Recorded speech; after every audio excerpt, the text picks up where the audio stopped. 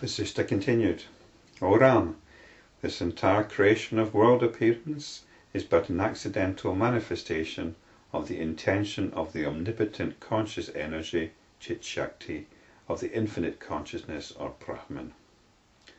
It's an accidental manifestation. Which seems strange, doesn't it? There's actually no reason behind it. In physics and quantum physics, they talk about probabilities.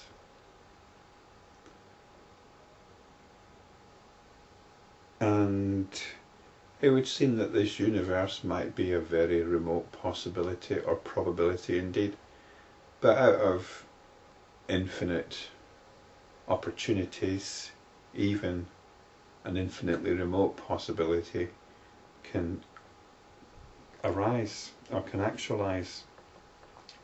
And this is what it's saying: it's an accidental manifestation of the intention of the omnipotent conscious energy.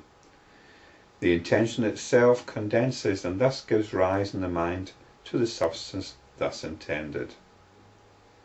Immediately the mind reproduces the substance as if in the objective field. At this stage there is a notion of this creation having factually abandoned its fundamental and true nature of the infinite consciousness.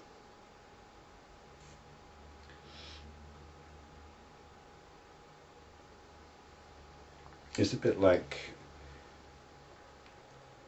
the dream experience. Is there a will or an intention to create a dream? It's simply something that happens, and within that level of the mind there are countless images going on. It's like a creative outpouring, and a little part of the mind takes some of these images and puts them into some sort of order, and then we've got a dream. And that's what's going on all the time. This is the infinite conscious at work. There's a stream of images going on. You notice it in the hypnagogic state when you're drifting asleep. If you can maintain some awareness at that point, you'll see this stream of images, of experiences. Not necessarily just images, it could be sounds, it could even be smells and other sensations. There's an ongoing stream going on, and at some point the cognitive process kicks in and creates a scenario.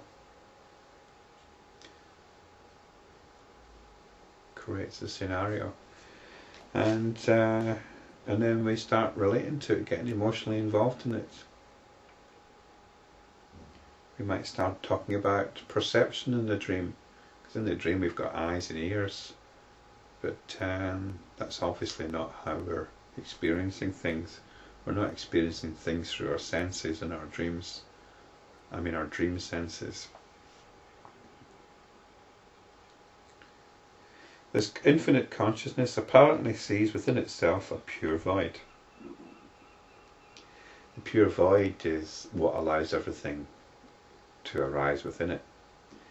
And the conscious energy, Chit Shakti, thereupon brings space into existence. In that conscious energy there arises an intention to diversify. This intention itself is then regarded as the creator Brahma, with his retinue of other living creatures. Thus have all the 14 worlds appeared in the space of infinite consciousness, with their endless variety of beings, some immersed in dense darkness, some very close to enlightenment, and others fully enlightened. In this world, O Rama, among the many species of living beings, only the human beings are fit to be instructed into the nature of truth. Although you do hear stories of animals becoming enlightened, and even blades of grass. Even among these human beings, many are obsessed by sorrow and delusion, hate and fear. All this I shall presently deal with in great detail. Obsessed by sorrow and delusion, hate and fear. This relates, I think, to what was spoken about in the previous paragraph. And some people use this as an excuse to not look at the truth. They see suffering going on in the world, and that's what they want to focus on. And somehow they feel by not focusing on it, it will never be dealt with. But they're not actually doing anything about it. They're just banging on about it. And it's like they're using the suffering of others as an excuse to not actually understand the nature of their own suffering. But all this talk about who created this world and how it was created is intended only for the purpose of composing scriptures and expounding them. It is not based on truth. Modifications arising in the infinite consciousness or organisation of the cosmic being do not really take place in the Lord, though they appear to do so. There is naught but the infinite consciousness, even in imagination. To think of that being the creator and the universe as the created, is absurd. When one lamp is kindled from another, there is no creator-creature relationship between them.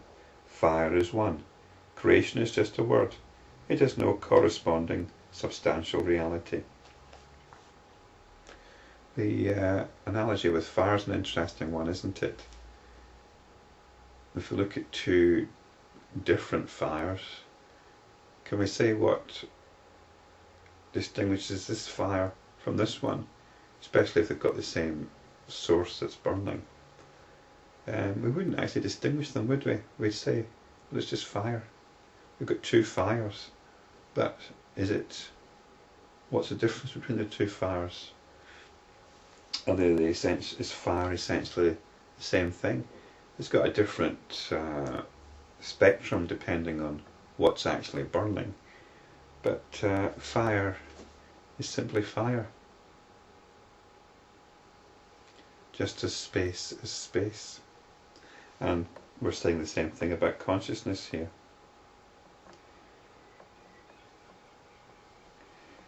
If one fire gives birth to another fire, if one flame gives birth to another flame, is that second flame